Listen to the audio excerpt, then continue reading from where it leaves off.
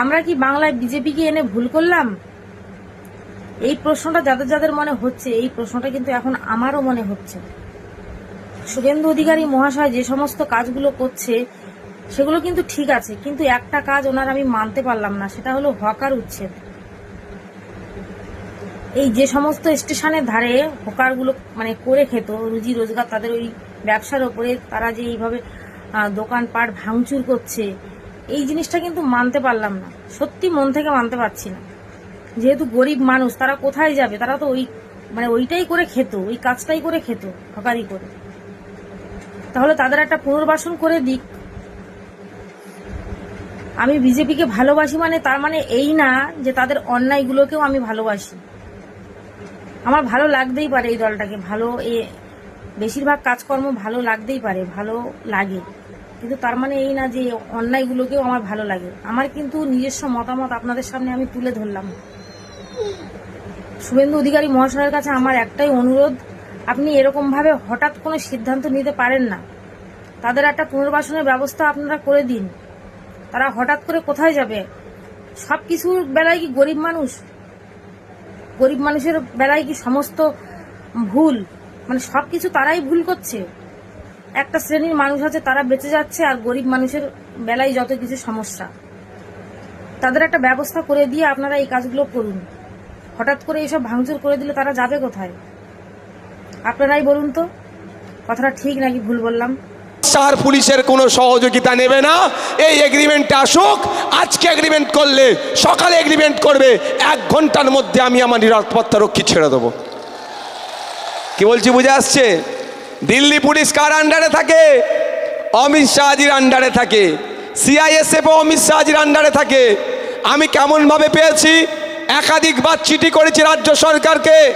As an MLA যে security provide পাওয়ার দরকার, মুখ্যমন্ত্রী সে সিকিউরিটি আমাকে দেয়নি। তারপরে স্পিকার স্যারকে করেছি চিঠি, তারপরে কেন্দ্রের স্বরাষ্ট্রমন্ত্রীকে করেছি, কেউ আমার ডাকে সাড়া দেয়নি। আমাদের আইনজীবী শামীম ফিরদাউসদার সাথে আলোচনা করে সেই 5 টাকার পেনের খোঁচা দিয়ে আজকে সিকিউরিটি পেয়েছি। আমি এর খোঁচাতে পেয়েছি, কারোর দানে আমি পাইনি। এতটুকু মাথায় রাখবেন। তাহলে আমাকে চ্যালেঞ্জ করে গিয়েছিল সিকিউরিটি ছাড়ার কথা, আর আমি চ্যালেঞ্জ করছি আমি সিকিউরিটি ছেড়ে দেবো, কোনো সিকিউরিটি নেব না। কিন্তু দিল্লিতে যখন যাবে, অসমে যখন ভোট প্রচারে যাবে, উত্তরপ্রদেশে যখন মন্দিরে পুজো দিতে যায়, বা যেখানেই যাক না কেন, সেখানে বিজেপির, ওদের ভাষায় বিজেপির পুলিশকে নেবে না সহযোগিতার জন্য, এটা তাকে বলতে হবে। নিজের বেলায় আঁটি আর পরের বেলায় দাঁত কাপাটি, সেই হয়ে গেছে এর অবস্থা। নওশাদ সিদ্দিকীর বিরুদ্ধে তো বলতে হবে, বলার তো জায়গা খুঁজে পাচ্ছে না। ভাই বলার জায়গা খুঁজে পেলে তো বলবে, সে খুঁজে পাচ্ছে না জায়গা। সাদা জামা, যদিও একটা দুটো দাগ, তাও ভাঙড়ের মানুষের ফুল ছুঁড়েছে, ফুলের দাগ, অন্য কিছু নাই। আমি সিকিউরিটি ছাড়া 2.5 বছর এমএলএ ছিলাম, আমার সিকিউরিটি লাগেনি। 15ই আগস্ট পতাকা তুলতে দেবে না বলেছিল ভাঙড় 1 নম্বর ব্লকের প্রাণগঞ্জ অঞ্চলে। তখন আমি নিমকড়িয়াতে ছিলাম। নিমকড়িয়ার আমার সাথে শয়ে মানুষ বলেছিল, ভাইজান আপনার সাথে আমি পতাকা তুলতে যাব। আমি তাদেরকে বলেছিলাম, আমার এই সোনপুর ব্রিজ নয়, এই ভাঙড় কলেজ মাঠের ব্রিজ, অর্থাৎ 2 নম্বর ব্লক যেন না পার হয় আমার গাড়ির সাথে, আমি একাই যাব, জাতীয় পতাকা তুলব। কার সাহস আছে আটকাই, আমি দেখব। একা গিয়েছিলাম। ওখানে যাওয়ার পরে নেতৃত্বরা এসেছিল, সেখানে আমি জাতীয় পতাকা, বাঁশ পুঁতে জাতীয় পতাকা ওখানে উত্তোলন করেছিলাম। সেই সাহসে নিয়ে আমি ঘুরি। কিন্তু প্রশ্নটা নয়, নওশাদ সিদ্দিকী সিকিউরিটি নিয়ে ঘুরলে অমিত শাহ সিকিউরিটি হয়ে যায় না, তাই আমার নামে মিথ্যাচার করতে হবে। কি বলছেন তিনি? এসআইআর যখন হচ্ছিল কোথায় ছিল? আমি এই জায়গা থেকে বলতে চাই, হয় আপনি বলুন আপনার কথাটা ভুল হয়েছে। আপনি ঘোষণা দিয়েছিলেন মিডিয়ার সামনে বসে, একটা পশ্চিম বাংলার বৈধ ভোটারের নাম যদি কাটা যায়, 1 লক্ষ মানুষকে নিয়ে দিল্লির নির্বাচন কমিশনের অফিস ঘেরাও করব। পশ্চিম বাংলার 27 লক্ষ মানুষের নাম কাটা গিয়েছে, আপনি কত মানুষকে নিয়ে গিয়ে নির্বাচন কমিশনের অফিস ঘেরাও করেছেন? এর জবাবটাও ভাঙড়ের মানুষ জানতে চাইছে। বুঝতে পারছেন? যখন মমতা ব্যানার্জি নাটক করছিল আমার লাশের ওপর এসআইআর হবে, তখন নওশাদ সিদ্দিকী তখন সুপ্রিম কোর্টে চলে গিয়েছিল এই এসআইআরের হাত থেকে আপনাকে বাঁচানোর জন্য। আপনাদের বলি, আমি চ্যালেঞ্জ করছি, মমতা ব্যানার্জির করা মামলা নাম্বার আর নওশাদ সিদ্দিকীর করা মামলা নাম্বার দেখবেন আমার 68,938/2025 সুপ্রিম কোর্টে আমি মামলা করছি এসআইআর নিয়ে। আর মমতা ব্যানার্জি 2025 সালে করেনি, 2026-এর এসে করেছে।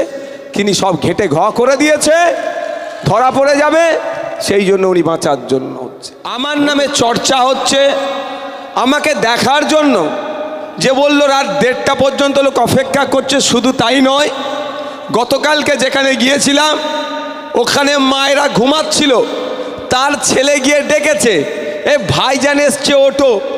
মা আমার ঘুম ছেড়ে উঠে রাস্তায় চলে এসেছে। কিন্তু এই যে সম্মান আমি পাচ্ছি, এই যে পরিস্থিতি আমার হয়েছে, বাংলার কেন বাংলার বাইরের মানুষ নওশাদকে রাজনৈতিক নেতা হিসাবে চিনেছে, তার একমাত্র মাধ্যম হচ্ছে ভাঙড়।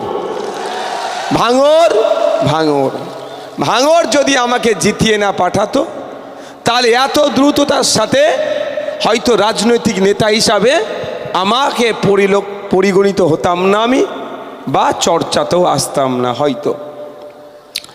আমি তার সাথে একটু, যেমন এটা খুশির খবর, তার সাথে আমি একটা জিনিস দুঃখিত। আমি আপনাদেরকে একটা দায়িত্ব নিয়ে বলতে পারি, আমার এখানে অঞ্চলে নেতৃত্বরা আছেন, বিভিন্ন নেতৃত্বরা আছেন। আজকে আমাকে দুপুরের পর থেকে ভাঙড়ের প্রচুর শুভবুদ্ধি সম্পন্ন মানুষ ফোন করেছেন, মেসেজ করেছেন যে ভাইজান আপনাদের তো যদি ডিজে বাজিয়ে হই হই করে, তাহলে অন্যদের থেকে আপনি কেন, কিভাবে ডিফারেন্স?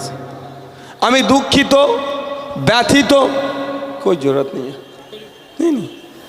আমি দুঃখিত, ব্যথিত যে আপনারা ডিজের আওয়াজে কিছুটা হলেও অস্বস্তি ফিল করেছেন। তার জন্য আমি মঞ্চ থেকে আপনাদের কাছে আমি দুঃখ প্রকাশ করছি। এবং আমার অঞ্চল নেতৃত্বরা এটাও জানতো না, কারণ আমাদের নির্দেশ অঞ্চল নেতৃত্বদের কাছে দিয়ে আছে, কোনো একটা বুথ থেকে এই ধরনের কার্যকলাপ করেছে। তবে আমি মঞ্চের নেতৃত্ব আমার যারা আছে তাদের বলবো, এটা আমাদের লক্ষ্য রাখতে হবে যে শুভবুদ্ধি সম্পন্ন মানুষ ভাঙড়ের, তারা যখন আমাদেরকে ফলো করছে, এটা আমাদের জন্য উপরি পাওনা যে তারা আমাদেরকে ফলো করছে। সুতরাং তারা শুধু নয়, আমার ফুরফুরা শরীফ থেকে আমাদেরকে যায় সব সময় ফলো করে, তার নামটা কি বলুন তো?